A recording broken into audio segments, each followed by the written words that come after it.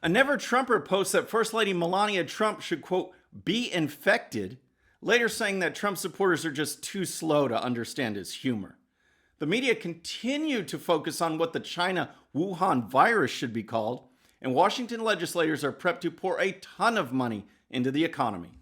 All that and more. I'm Bobby Everly. This is a 13-minute news hour. And God bless the United States of America.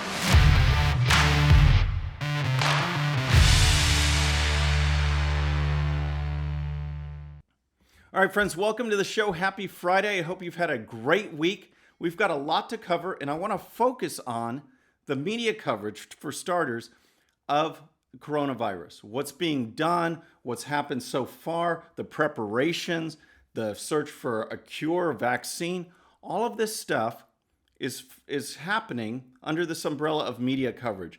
And one of the things that's very interesting is that media reaction seems to be lagging the rest of America, the rest of the population. You see people coming together, businesses trying to help individuals. You see left and right coming together. You see Democrats and Republicans working together.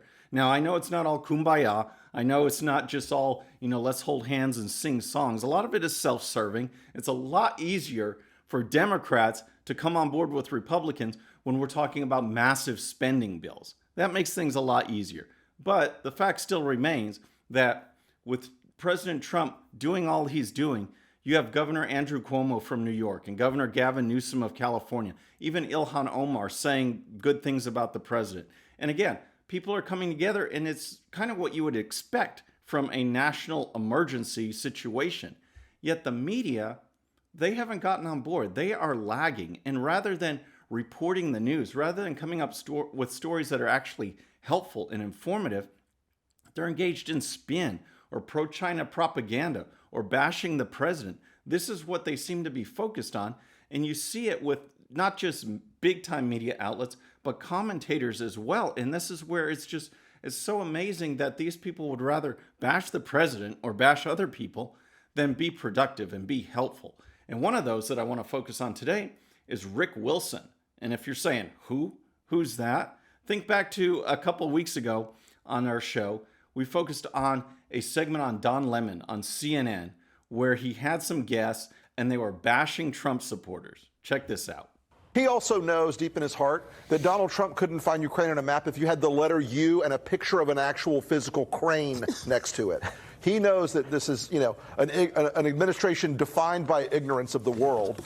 And so that's partly him playing to their base and playing to their audience, the credulous boomer Rube demo that backs Donald Trump, that wants to think that Donald Trump's the smart one and y'all elitists are dumb. All right, so that guy on the right of your screen, that's Rick Wilson. And he is a never Trumper. He's supposed to be a GOP guy.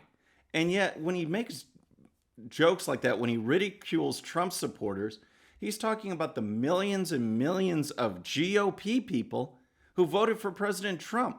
So he's knocking his own type of constituency when he does something like that. Well, guess what? He's back. He went on Twitter the other day, and he tweeted this. There was a CNN article which states, First Lady Melania Trump to appear in public health PSAs on the coronavirus.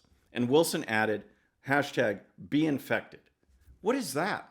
I mean, what is that? Again, when everyone is supposed to be coming together, what kind of message does that send when he sends out hashtag be infected? All right. It reminds me of, and we've seen this before, where people have gone out and said, boy, if I get the coronavirus, I'm going to go to Trump rallies. And we saw Denver socialist, communist city councilwoman tweet something like that. Check this out.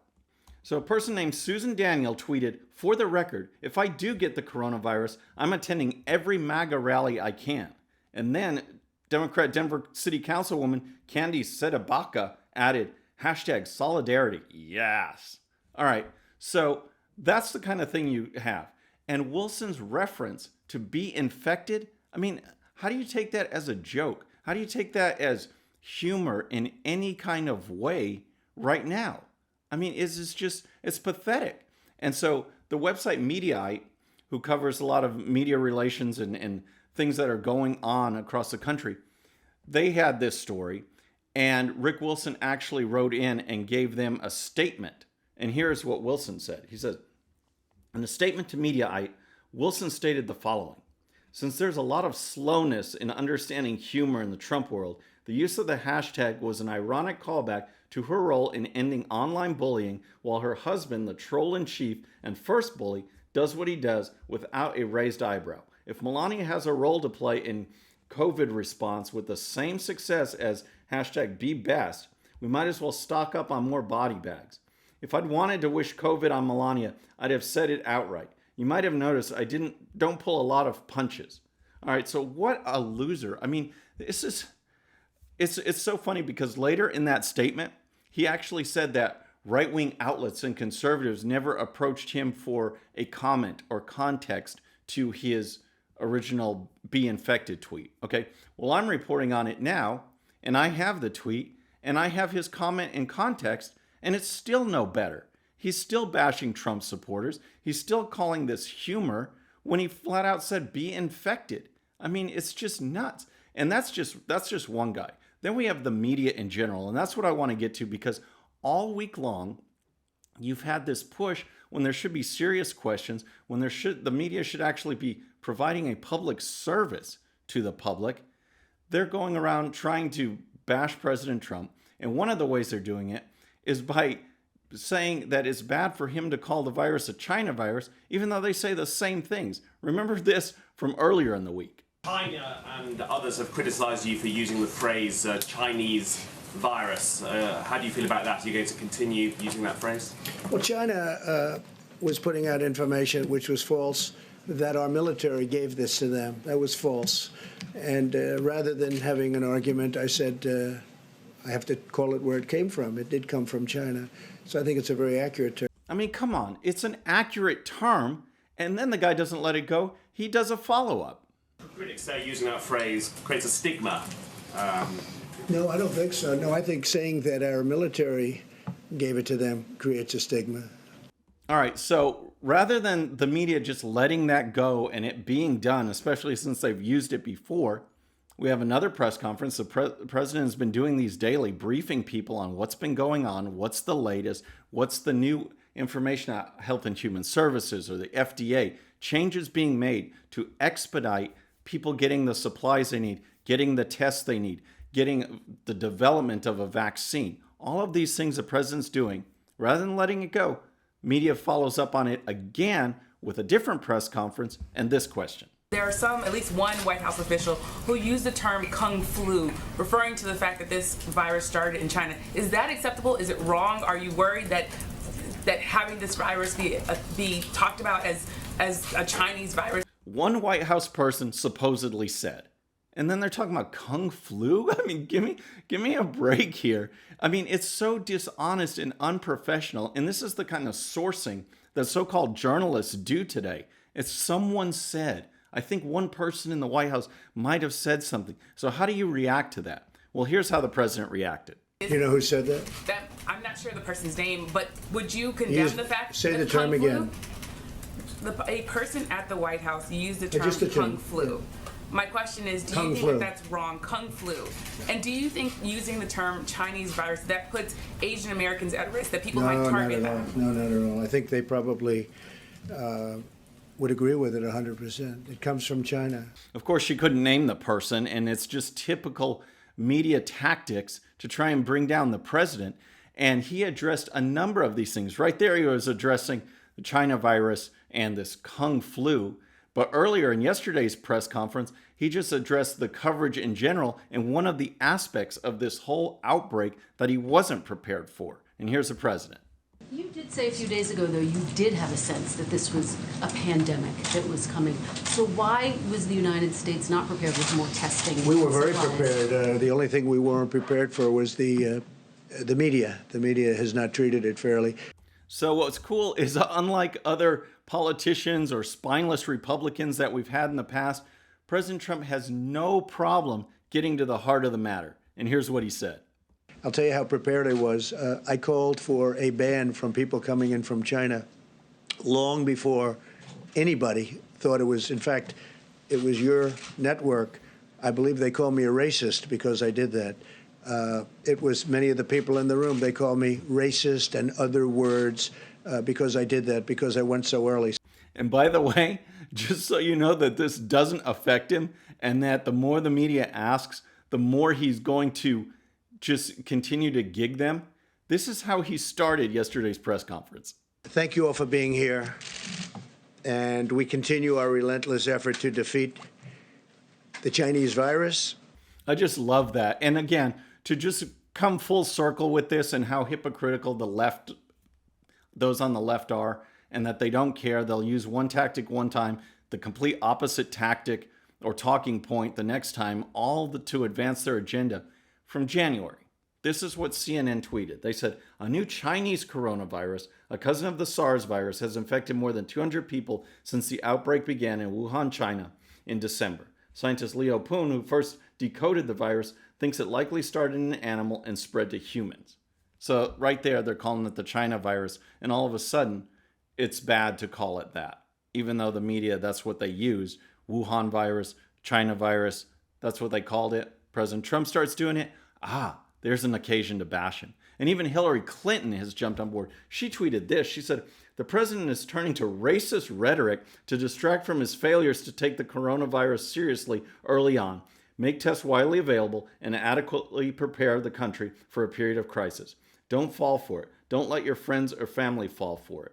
Fall for what? I mean, we're doing the job. People are coming together. For the most part, Americans are following and encouraging others to follow these guidelines of social distancing. Local governments are stepping up, doing a great job. What is she saying not to fall for? It doesn't even make sense. So next, I want to talk to you about what's being done in Washington, because there's a lot of things since Friday of last week till now, this past week, with legislation and spending and what they're going to do for the American people, and Republicans and Democrats voting on bills. And I wanted to give you an update on that. And here's a report from the Daily Caller. Senate Majority Leader Mitch McConnell introduced the text Thursday for a Phase 3 coronavirus bill, as members on both sides are reportedly still divided on many key issues. The bill will give $1,200 checks to every person. Couples would receive $2,400. That $1,200 check will go to Americans making less than $75,000 annually. Each child will receive $500. The amount is reduced by $5 for every $100 a person earns over $75K. If you make above $99,000, you'll not get any money. So that's what's proposed. That's what's new on the table. And here's a review of what's passed already. The Senate passed a bill Wednesday to help provide money to businesses and citizens suffering from the deadly coronavirus pandemic. The Senate overwhelmingly approved of the coronavirus aid package that provides paid sick leave and expands unemployment assistance and resources for testing. 90 congressmen voted for the bill and 8 voted against it. Trump signed an $8.3 billion funding bill last Friday to help fight coronavirus. That bill gives more than $3 billion for the research and development of vaccines. There's also $800 million for research for treatments. It also includes $2 billion for the Centers for Disease Control and Prevention and $61 million for the U.S. Food and Drug Administration. So those are the bills. That's the money. And before we move on from that, I want to give you an update. The latest numbers, since I updated you on Wednesday, we'll put these charts up. Okay, as of this morning, worldwide, you have 246,275 confirmed cases with 10,038 deaths. In the U.S., there's been 14,250 confirmed cases and 205 deaths. 74 of those are in Washington state alone, and another 38 in New York. The biggest death toll now is Italy, which has surpassed China around the mid 3,500 mark is where Italy is now. And China is still reporting about 3,200. But you can't trust anything from there. But those are the numbers worldwide, 10,000 deaths. And we'll see what it goes. But I want to end the show. No relaxed brain today. But I do want to end the show with some good news. I mean, there's so much going on with this, so much altering of society, that I just want to show that people are still people and they're willing to help each other and look out for each other, especially when times get tough. And I want to talk about what's going on in Jonesboro, Arkansas, because there is a property management company, owns a building that has a ton of restaurants, and they let those tenants know, those restaurant owners, which have been very much affected by the clampdowns, the shutdowns, no restaurant service in-house, basically, that revenues have been cut so much that we can waive, this company's going to waive the April rent and have the businesses pass that on to their employers. And here's the report. As more and more restaurants make that difficult decision to close or change the way they do business, one Jonesboro property owner wants to make it a bit easier for them. Young Investment Company announced Tuesday night on social media it would not expect its restaurant tenants to pay April rent. So that's good news. And this property management company posted on Facebook, and here's what they posted. It said, in an effort to do our part, Young Investment Company will not expect its restaurant tenants to pay April rent. We ask that you use this money instead to pay your employees and take care of your family. Stay strong. We will get through this together. So if you folks know any other examples like that, I like to talk about good news too, and not just what the left is doing. Please put them in the comments or contact me on the link in the description and let me know. I can report them on the show. But I want to show some good examples of what's going on in this country when people come together to help each other out. I think that's a good message to show, and I'd be happy to share examples that you guys have, so just let me know. So that's our show for today. I hope you enjoyed it. Please subscribe, and when you do, please hit that bell so you'll be notified, and we'll see you next time. I'm Bobby Eberly. This is a 13-minute news hour.